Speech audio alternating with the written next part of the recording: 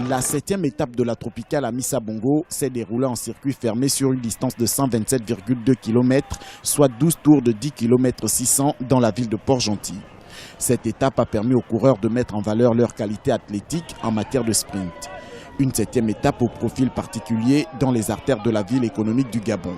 Le profil de cette étape, en fait, il est exclusivement plat, puisque c'est un circuit à l'intérieur de Port-Gentil, destiné aussi à montrer au public qui a été très nombreux sur le parcours. La Tropicale, c'est la particularité d'une épreuve unique en Afrique, c'est de permettre à des coureurs africains, des meilleures sélections nationales, de pouvoir affronter des coureurs professionnels du Tour de France.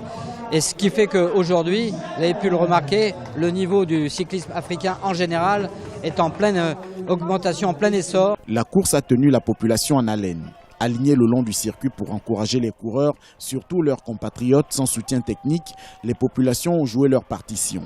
Du carrefour Léomba au château, en passant par la balise ou la tribune officielle, le spectacle était au rendez-vous. Tout au long de cette étape, nous avons eu des attaques en permanence depuis le départ et le rythme a été évidemment très élevé puisque nous avons, je crois, encore battu le record de vitesse par rapport à l'année dernière. Donc ça veut dire que ça a été une épreuve très animée. D'ailleurs, on a vu le maillot jaune à un moment donné très longtemps d'ailleurs en tête, ce qui démontre toutes ses qualités.